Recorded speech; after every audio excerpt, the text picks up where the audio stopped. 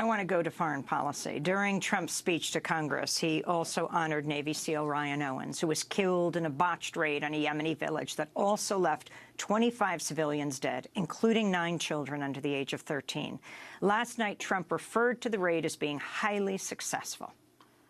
I just spoke to our great General Mattis just now, who reconfirmed that, and I quote, "Ryan was a part of a highly successful raid that generated large amounts of vital intelligence that will lead to many more victories in the future against our enemy. Ryan's legacy is etched into eternity." Thank you. By far the longest standing ovation of the night. It may have been the longest standing ovation of any joint session of Congress event.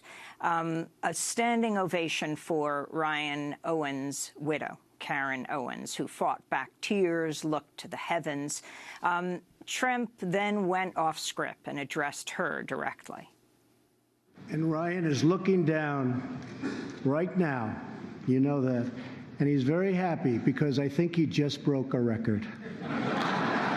However, in a taped interview with Fox and Friends that aired earlier in the day, Trump blamed Owens' death on the generals.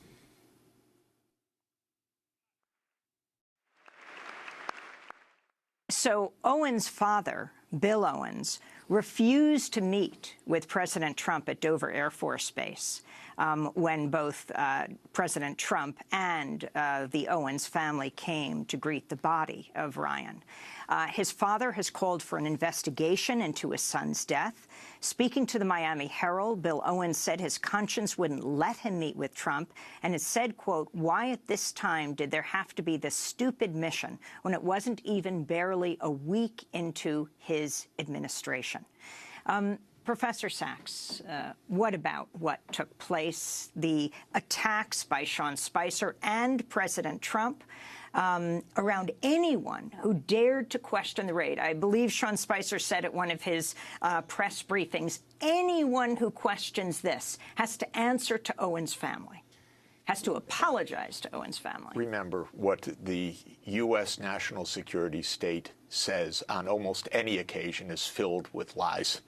Let's know what this raid was about, how many children were killed, why are we fighting on the ground in Yemen in the first place, who approved that, what is all of this about? None of that is said. This is the sheerest foolishness, what happened last night.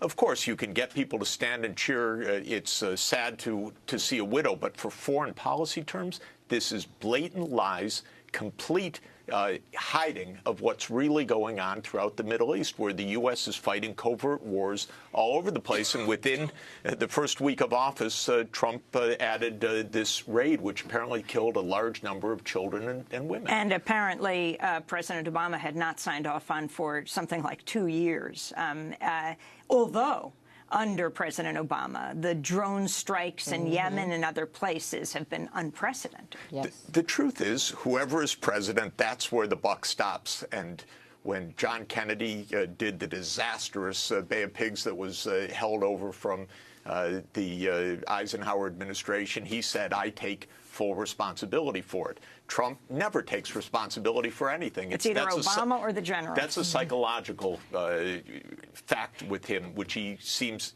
incapable of taking responsibility. Even before Bill Owens' son was killed, before Ryan was killed, he was infuriated by Trump, according to his interview in the Miami Herald, by Trump's attack on a Gold Star family, on Khizr Khan.